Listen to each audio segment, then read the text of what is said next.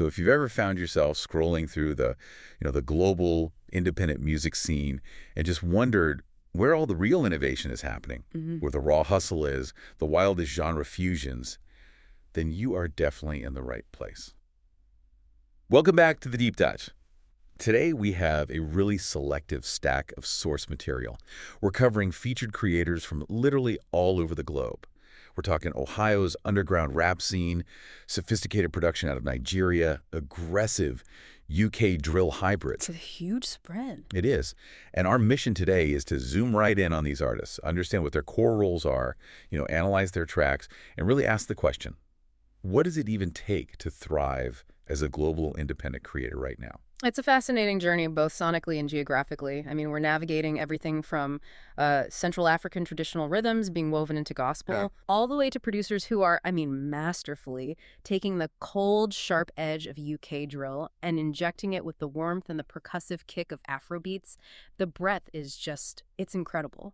But the real theme, the thing that runs through all of these profiles, is this idea of pure, uncompromising independence. And versatility. Exactly. Versatility. These aren't artists who have a big label structure behind them. They have to be. Well, they have to be polymaths. They're taking on all these crucial roles themselves. They're the producer, the lyricist, the promoter, sometimes the engineer. The sound designer, even. The sound designer, the educator, in one case, a spiritual leader. All of it is them pushing their own singular vision forward. And that independence is so crucial for understanding how they measure success, which is something we're definitely going to circle back to. Okay, let's get into that versatility. Let's start with the artists whose identities are, really rooted in lyrical storytelling and a strong message. We'll start with darksynthax. So darksynthax defines their roles pretty simply. Artist, rapper, songwriter, lyricist. But the bio, that gives you a real window into their process. They describe themselves as an autodidact sound maker. An autodidact, yeah, self-taught. Self-taught. And their whole process is intensely personal. They say all their songs mark an event in the world of my personal life. It's a very, a diaristic approach to making hip-hop. And what's critical here is that their tracks show this powerful commitment to, a foundational rap integrity. I mean, when the market is flooded with trap tempos and, mumble rap, darksynthax is sticking to traditional narrative-driven hardcore sounds. And you see this in tracks like Broken Truce, that's old school hip hop, 105 BPM. And then No Mercy for the Sick, also old school, but a little faster, 120 BPM. By sticking to that narrow, very lyrical style, their independent statement is really one of purism. They're committed to that golden era sound. Resisting the commercial trends. Totally, resisting that pull. Okay, so that focus on integrity is one way to go. But then you have another artist, A12345, who also goes by Heaven Boy Promise Isa. Yeah. And he just completely blows up the whole concept of what an artist can be. His profile is, it's truly remarkable. His roles are listed as artist, music educator, coach, vocalist, singer. But his bio reveals a whole other layer. He's also a doctor, pastor, teacher, and servant of humanity. Yeah, he's a Cameroonian gospel and inspirational artist. And his entire philosophy is framed around this idea that his music is a message. It's not just for entertainment. It's a tool. It's a tool. He fuses traditional African soul with these very specific regional Aghem rhythms, which are from the grass fields of Cameroon, and he blends them into a global sound while still proudly carrying that local identity from bud to the world. I love that. That blend of the deeply local with the, aggressively global. And you see that fusion right in his track list. It proves the message dictates the medium. We've got Heaven Language, which is jungle reggae at a 115 BPM, sitting right next to BURSCE, which is labeled, get this, country hip-hop, 105 BPM. That is an incredible, almost jarring genre shift. And you have to ask, why would a Cameroonian spiritual artist embrace something labeled country hip-hop? It seems so random. It's a strategic choice. He's using these globally recognizable yet distinct musical styles, from spiritual reggae to the simple storytelling of country, to make sure his message reaches as many people as possible. It shows this immense creative discipline. It's all in service of the mission of the music, not the genre itself. That is a perfect segue. Shifting from the message to the architecture of the sound itself. This next group is all about production prowess, forging these new international hybrid sounds. Let's talk about Amid Beats. Amid Beats is maybe the clearest example of a producer who is pushing boundaries based on what the market is getting excited about. His roles are artist, rapper, and critically producer beatmaker. And his bio just nails his identity. He operates at the crossroads of Afrobeat's grit and UK drill's cold edge. Forging a hybrid sound, it says. Exactly, a hybrid sound that refuses to be boxed in. And here's where it gets really interesting, especially when you look at the engagement numbers. They point directly to the market's appetite for this fusion. His track, UK Drill Type Beat, at 140 BPM, it has the highest interaction across all our source material.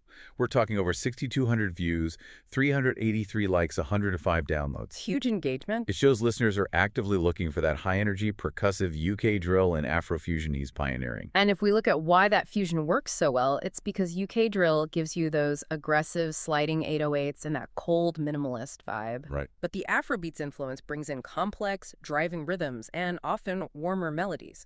So Amid Beats is capturing the aggression of drill, but he's injecting it with this irresistible groove. And that's what the market is eating up.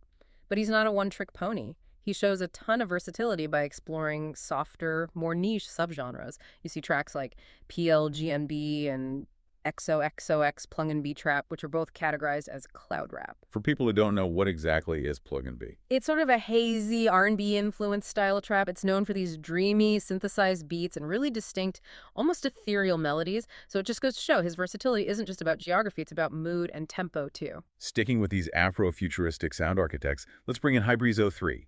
So Hybrizo 3 also has that multi-role identity: songwriter, lyricist, and producer beatmaker. And their focus is clearly on this forward-looking sound described as Afro-futuristic beats and super trap.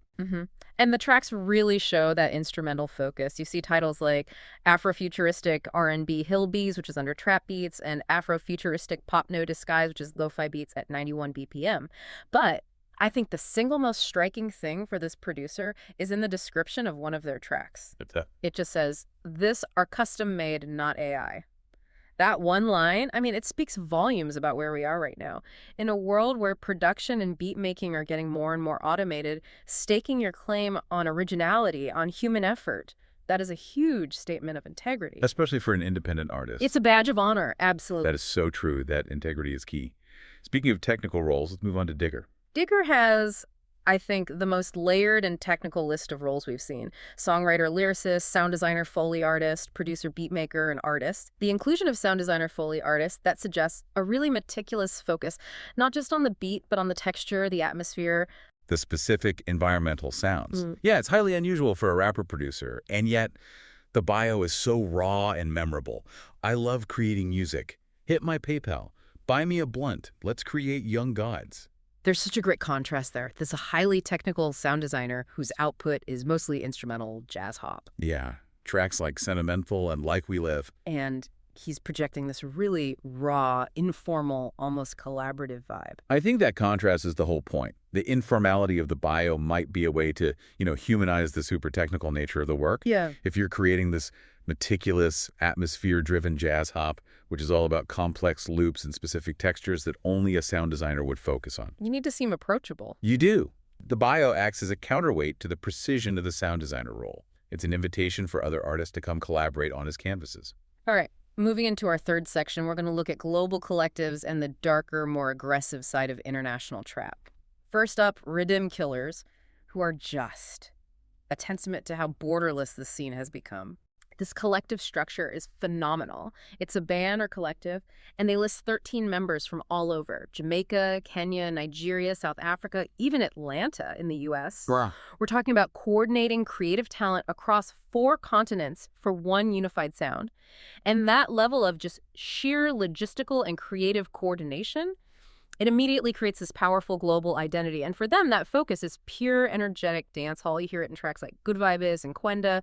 They're leveraging this huge network of diverse talents to just solidify a really focused global genre presence. Okay, then we have Lovable Boy 6190, whose real name is Samson Opeyemi Oluwapalumi Kelvin. He's a fast-rising artist from Lagos, Nigeria, and his roles reflect that intense, practical, independent hustle: artist, songwriter, lyricist, and, crucially, promoter, event organizer. He's not waiting for an opportunity. No, he's building the stage himself. Yeah. And his tracks, that's where his versatility and energy really shift. It reflects the duality of that hustle. You start with these softer, really melodic sounds like the Trap Soul tracks, Irreplaceable, Love and West Nigga Love Scene. But then you get this dramatic contrast with a track called Nigga Code, which is classified as trap metal, and it's clocked at a really slow 75 BPM. That slower tempo, 75 BPM, is essential for defining trap metal in this context. It's not about being fast, it's about making the sound heavy, dense. The beats are sparse, but they're grinding, and it's all focused on this distorted sub-bass and abrasive textures. It creates this almost suffocating high-stakes soundscape, and the description for the track, it definitely reinforces that raw, high-stakes reality. It says, "We smoke oos all weed, but not easy. We taking risk while taking things."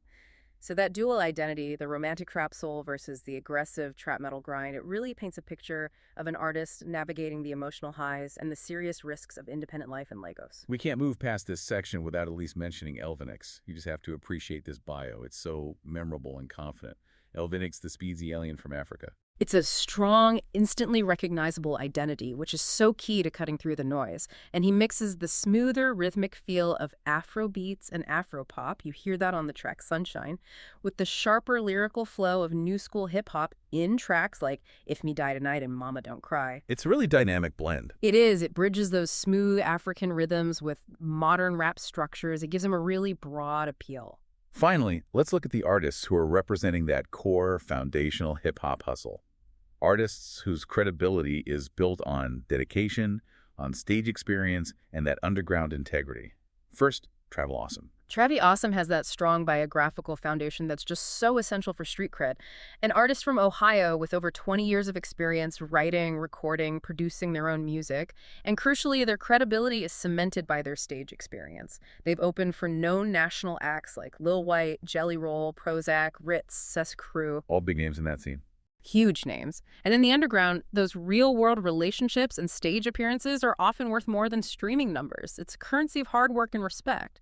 And their track list, Certified, CO Boys, and Hamlet 2, it's all dedicated strictly to underground hip-hop. It just reinforces that long-term commitment. That real-world proven background is invaluable.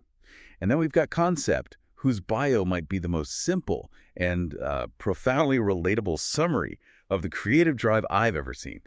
Yeah, I just can't stop writing music, Aghem. That just speaks to the pure, obsessive, almost involuntary nature of a true creator, doesn't it? Concept focuses on alternative rap. You see it in tracks like Don't Talk About It, Be About It, and Believe Me alongside underground hip-hop. And alternative rap often means focusing on deeper lyrical themes, unexpected stylistic choices, which aligns perfectly with that raw, compelled creative drive. So if we connect all of this, all these different creators, to the bigger picture, but Yeah. what we've really seen is the complete breakdown of rigid genres. You've got a doctor and a pastor using country hip-hop for a spiritual message, Producers engineering the perfect clash of Afro beats and UK drill. and sound designers creating smooth jazz hop. And the underlying skill set required to pull this off is just immense. This isn't just about making music anymore. It's about operating a global micro business. These people are their own sound designers, pastors, coaches, promoters, Event organizers. all of it. Yeah. Modern artistry requires this mastery of so many different domains just to get your work to the surface and carve out a niche. That hybridization and that hustle. That is the defining lesson here. The technical mastery, the strategic genre bending, and just the sheer dedication. Yeah. And as we close, we have to return to the most challenging piece of data we found. We've looked at all these incredible tracks, these thousands of views, the hundreds of downloads and likes they've gotten, which shows a massive amount of community interest. But here's the paradox. Nearly every single track we discussed today, across every single artist, has 0 plays reported on the platform. 0. This massive disparity, it really reveals the fundamental struggle of the independent artist. They invest so much in being their own promoters, their own educators, like Samson the promoter or Promises the teacher. They use views and downloads as validation, right? Did I penetrate the market? Did people want this beat? But the platforms and the industry as a whole, they measure success primarily through continuous streaming consumption, the plays.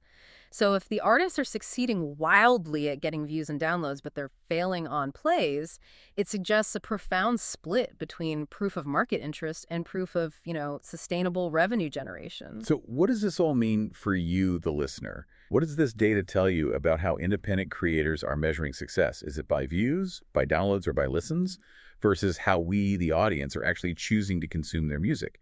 Are we viewing, downloading, and then shifting the listening experience offline, and in doing so, starving the platform's play counter? It's a huge distinction, and it's something worth thinking about as you go discover the next generation of multifaceted global talent.